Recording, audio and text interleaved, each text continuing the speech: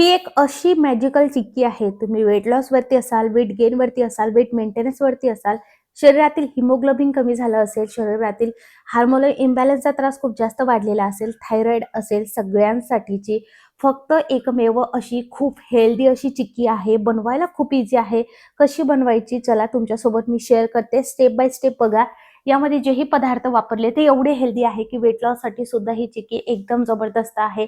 आणि ज्यांना कोणाला हिमोग्लोबिन खूपच कमी प्रमाणात आहे त्यांनी रोज फक्त ही खायला सुरुवात करायची आहे.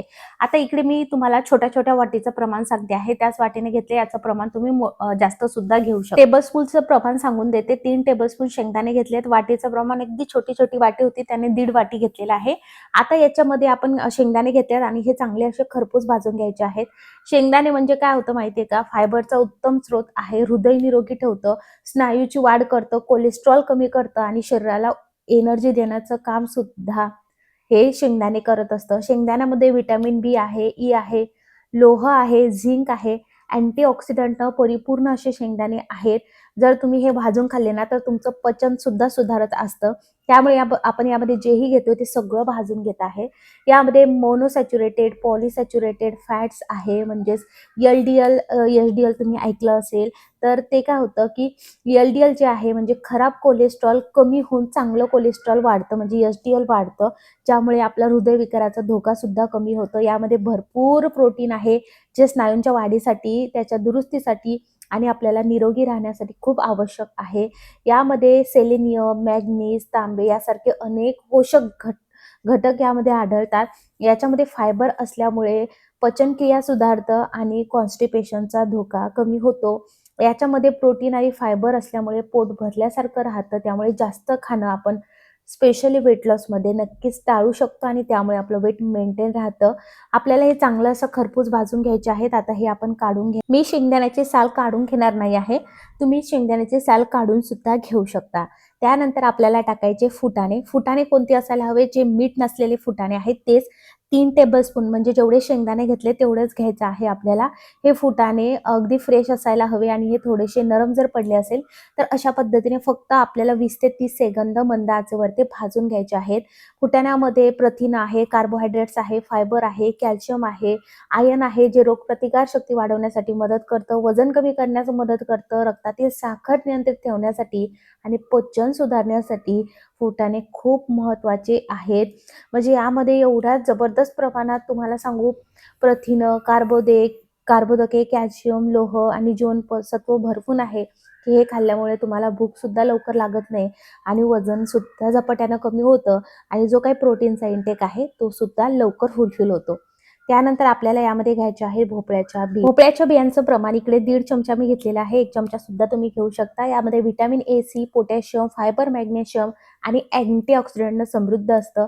त्यानंतर आपल्याला घ्यायच्या आहे टरबूजच्या बिया. यामुळे रक्तदाब आणि रक्तातील साखर नियंत्रित राहण्यास मदत होते, पचनक्रिया सुधारते. याच्यामध्ये व्हिटॅमिन ए असल्यामुळे डोळ्याचे आरोग्य चांगले राहतं. व्हिटॅमिन सी मुळे रोगप्रतिकार शक्ती वाढते. पोटॅशियममुळे रक्तदाब नियंत्रित राहण्यास मदत होते. मॅग्नेशियममुळे हाडं मजबूत होतात, स्नायू सुद्धा मजबूत होतात. याच्यामध्ये फायबर असल्यामुळे पचनक्रिया सुधारतं, कोलेस्ट्रॉल कमी करतं आणि पोट भरलेलं राहतं. यामध्ये तुम्ही सूर्यफुलाची बी सुद्धा घेऊ शकता. माझ्याकडे संपली होती म्हणून मी हे 1.5 चमचाच घेतलेला आहे. टरबूजाच्या बियामध्ये प्रोटीन आहे, मॅग्नेशियम आहे, झिंक आहे, लोह आहे आणि सगळ्यात महत्त्वाचं गुड फॅट सुद्धा आहे. त्यामुळे हृदयाचं आरोग्य सुधारतं, रक्तदाब नियंत्रित ठेवण्यास मदत करतं, रोगप्रतिकार शक्ती वाढवतं आणि पचनक्रिया सुधारतं. हाडं मजबूत होतात, केस आणि त्वचेसाठी सुद्धा फायदेशीर आहे आणि म्हणूनच हे खाणं खूप गरजेचं आहे. त्यानंतर आपल्याला घ्यायचे तीळ. तीळ हे मी 3 चमचे घेतलेले आहेत. तीळ, शेंगदाणे आणि फुटाणे हे आपण सगळं काही एकच समप्रमाणात घेतले आहेत. इकडे तीळ जे आहे तुम्ही अगदी स्किप सुद्धा करू शकता, पण हिवाळा सुरू आहे त्यामुळे संक्रांत सुद्धा आहे, सो तुम्ही तीळ खाणं खरंच फायदेशीर आहे. कारण तिळामध्ये कॅल्शियम असतं, प्रोटीन आहे, फायबर आहे, निरोगी चांगली चरबी सुद्धा आहे आणि अँटीऑक्सिडंटने भरपूर आहे. म्हणजे आपल्या हृदयासाठी, हाडासाठी, पचनसंस्थेसाठी आणि रोगप्रतिकार शक्तीसाठी एकदम जबरदस्त आहे. कोलेस्ट्रॉल आणि रक्तदाब सुद्धा कमी करण्यास तीळ मदत करत असतं. त्यामुळे आपल्याला विविध आजारांचा जो धोका आहे तो कमी होण्यास मदत होतं. बऱ्याच जणांच्या हिवाळ्यामध्ये खूप जास्त गुडघे दुखतात, त्यामुळे आपण यामध्ये तिळाचा वापर केलाय कारण यामध्ये कॅल्शियम असल्यामुळे आपले हाडं मजबूत करण्यास मदत होते आणि जे गुडघेदुखी होत राहते ती कुठेतरी कमी होण्यास खूप मदत होते. यामध्ये फायबर असल्यामुळे रक्तातील साखरेचं पातळी नियंत्रित राहण्यास सुद्धा मदत करतं. तसंच तिळामध्ये दाहक विरोधी गुणधर्म आहेत, म्हणजेच अँटी इन्फ्लामेटरी प्रॉपर्टीज आहेत. त्यामुळे आपल्या शरीरातील सूज कमी करण्यास सुद्धा मदत करतं. तीळ तेल आपण मसाजसाठी वापरलं जातं, पण ते जर आपण इंटरनल खाल्लं तर त्यामुळे रक्ताभिसरण सुधारतं आणि त्वचेला पोषण सुद्धा मिळतं. तिळामुळे आपला तणाव कमी होऊन शांत झोप लागण्यास सुद्धा खूप मदत होते. आपण बघितलं असेल संक्रांतीला तिळगुळाचे आपण लाडू करतो आणि असे काही सण आहेत आपले, की त्या ऋतूमध्ये परफेक्ट ते सण आहेत. तर त्याचे काहीतरी महत्त्व आहे म्हणूनच ते आहेत. तर तुम्ही बघू शकता आपण सगळं भाजून घेतलेलं आहे. आता हे थंड करून घ्यायचंय. आता हे कसं काढायचं हे सुद्धा इम्पॉर्टंट आहे. आता मी इकडे शेंगदाण्याची साल काढून घेतली नाही. हे समोर जाण्याच्या आधी मला नक्की कमेंटमध्ये सांगा, की तुम्ही हा व्हिडिओ कोणत्या गावातून किंवा शहरातून बघत आहात, म्हणजे मला तुमचे आभार मानता येतील आणि मला सुद्धा कळेल, की आपला व्हिडिओ कुठपर्यंत पोहोचला. आता फक्त हे काढायचं कसं? आता ज्या सूर्यफुलाच्या बिया आणि भोपळ्याच्या बिया आहेत त्या बाजूला ठेवल्यात. फक्त आता बघा 1 पल्स, 2 पल्स बस. आधी मी चेक केलं, की बरोबर झालंय की नाही. 1 आणि 2 पल्सनेच मी हे केलेलं आहे आणि पुन्हा एक थोडासा केला. आपल्याला जास्त बारीक करायचं नाही आहे. याची काळजी आपल्याला घ्यायची आहे. लहान मुलांपासून तर वयोवृद्ध माणसांपर्यंत सगळे काही ही चिक्की खाऊ शकतात. एकदम जबरदस्त आहे. आता ज्या बिया आहेत त्या ॲज इट इज सुद्धा तुम्ही टाकू शकता. पण लहान मुलं सुद्धा असं नवीन काहीतरी बनलं तर त्यांच्यासाठी सुद्धा हेल्दी झालं पाहिजे. म्हणून आपण काय करत आहोत, हे आपण टाकलेलं आहे आणि फक्त 1 पल्स करायचं. म्हणजे फक्त ज्या बिया आहेत त्याच्या 1 बियाचे आपल्याला 2 भाग झाले पाहिजे. या पद्धतीने असं जाडसरच असायला हवं, याची आपल्याला काळजी घ्यायची आहे. आता बघा, ज्यांना वेट लॉस नाही करायचं अशांनी बिनधास्तपणे, आणि ज्यांना कोणाला शुगर आहे त्यांनी तर हे खरं तर गोड खायला नाही पाहिजे, पण थोडीशी चिक्की खाली तर काही हरकत नाहीये. पण आता जे वेट लॉस वरती आहे त्यांनी काय काळजी घ्यायची ते समोर सांगते तुम्हाला. आता हे मोजून मापून पावडर घ्यायची आहे आपल्याला. समजा 1 वाटी ही पावडर भरली असेल तर हे पुढची प्रोसेस करण्याच्या आधी एका स्टीलच्या प्लेटला तुम्हाला तूप लावून घ्यायचंय. म्हणजे आपण हे चिक्की बनवतोय, तुम्ही याचे लाडू सुद्धा बनवू शकता. चिक्की पटकन निघावे म्हणून आपण याला तूप लावून घेतलेलं आहे. हे साईडला ठेवायचं. तुम्ही तेल सुद्धा लावू शकता. आता ही जी प्रोसेस आहे ही फास्ट आपल्याला करावी लागणार आहे. 1 चमचा तूप घ्यायचे. 1 चमचा तूप म्हणजेच गुड फॅट आहे, त्यामुळे तूप वेट लॉस वरती असाल तर आवर्जून घ्यायचं आहे. आणि वेट लॉस वरती असेल ना तरी सुद्धा गुड फॅट आपण घेणं खूप गरजेचं आहे. त्यामुळे असे काही आपण सगळे पदार्थ घेतले, की ज्यामुळे गुड फॅट, फायबर, प्रोटीन सगळं काही आहे. आता बघा, हे तूप आपल्याला गरम करून घ्यायचं आहे. हवं तर तुपाऐवजी तेलाचा सुद्धा वापर करू शकता तुम्ही. आता आपल्याला काय करायचं आहे, की यामध्ये टाकायचा गूळ. आता मी तुम्हाला जसं म्हटलं आधी, की तुम्ही ती पावडर काढल्यानंतर चेक करून घ्यायची. जर पावडर 1 वाटी भरली तर 1 वाटीच गूळ घ्यायचा आहे. पण जसं की आपण वेट लॉस वरती आहोत त्यामुळे आपण साखर, गूळ हे असं काहीच घेत नाही आहोत. पण जेव्हा मी वेट लॉस दोन्ही टाईम करते किंवा हार्श वेट लॉस वरती जेव्हा मी जाते, हार्ड डाएट जेव्हा करते, तेव्हा माझे जॉइंट्स दुखायला लागतात किंवा मला वीकनेस जास्त वाटतोय. तर त्यामुळे मी ही चिक्की ॲडिशनली यामध्ये ॲड केलेली आहे. तर हा गूळ टाकल्यानंतर मी 1 वाटीला थोडा कमी गूळ घेतलाय आणि त्यानंतर त्यामध्ये वेलची पूड टाकायची आणि फक्त गूळ मंद आचेवरती मेल्ट करून घ्यायचा आहे. याचा पाक करायचा नाही. त्यामुळे गूळ कापत असताना अगदी बारीक-बारीक कापायचा, जेणेकरून तो लवकर वितळेल आणि आपली प्रोसेस फास्ट होऊन जाईल. या गोष्टीची काळजी घ्यायची आणि जेणेकरून त्याचा पाक होणार नाही. तर अशा पद्धतीने गूळ टाकल्यानंतर मंद आचेवरती करायचं आहे आणि प्रोसेस फास्ट करायची.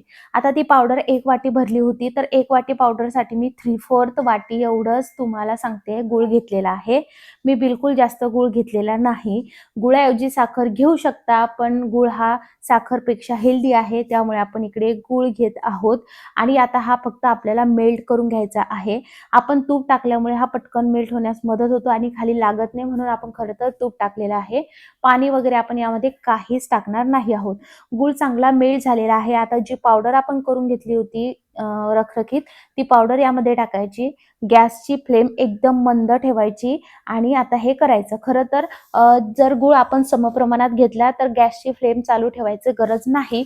पण आपण गूळ समप्रमाणात घेतला नाही, त्यामुळे गॅसची फ्लेम आपण यासाठी चालू ठेवलेली आहे, की त्यामध्ये जेव्हा आपण हे मिक्स करतो तर गूळ हा मेल्टच होत राहील आणि व्यवस्थित आपलं मिश्रण चांगलं एकजीव होत जाणार आहे. या पद्धतीने आपल्याला करायचं आहे बघा. या पद्धतीने केल्यानंतर आपल्याला चांगलं असं मिक्स करून घ्यायचं आहे. मिक्स केल्यानंतर एका गोष्टीची काळजी घ्यायची आहे, की गॅस बंद करायचा आहे. पुन्हा एकदा मिक्स करायचे. आपण जी प्लेट ठेवली होती बाजूला तूप लावून, त्या प्लेटीमध्ये हे ठेवायचं आहे. आता बघा, हे जेव्हा आपण यामध्ये गूळ कमी करतो तेव्हा हे सेट करणं खूप लवकर गरजेचं आहे आणि त्याचे काप लवकर करणं हे सुद्धा फार गरजेचं आहे. तर काय करायचं, ज्या चमच्याने आपण तूप टाकलं होतं कढईमध्ये, तो चमच्याला ऑलरेडी तूप असतं, तर त्या चमच्याने सेटल डाउन करून घ्यायचं आहे. आणि हा व्हिडिओ तुम्हाला थोडाही आवडला तर प्लीज लाईक, शेअर, कमेंट नक्की करा. ही जी काही चिक्की आहे ही महिनाभर छान आरामशीर टिकते, जास्त टिकते आणि रूम टेम्परेचरवरतीच ठेवायचं, बाहेर कुठे ठेवायची तुम्हाला ॲज इट इज काही गरज नाही आहे. आता ही प्रोसेस फास्ट तुम्हाला करत राहायची आहे. गुळाचं प्रमाण आणि आपण जी पावडर केली आहे त्या सगळ्यांचं प्रमाण एकदम बरोबर आहे. व्यवस्थित असं आपल्याला सेट डाउन करून घ्यायचं आहे. याला हात लावायचा नाही कारण हे फार गरम असतं, गूळ गरम असतो, सो हात भाजू शकतो. सो या पद्धतीने जर आपण खाली तूप लावलं तर चिक्की फार लवकर निघून येते, त्यामुळे नक्की टाकायचं. या संक्रांतीला तुम्ही जर वेट लॉस वरती असाल तर अशा पद्धतीने करून बघा. ही चिक्की संक्रांतच काय कोणत्याही ऋतूमध्ये तुम्ही खाऊ शकता. खूप जबरदस्त आहे. वेट लॉससाठी सुद्धा तुम्हाला पॉवर बँक ठरणारी चिक्की आहे.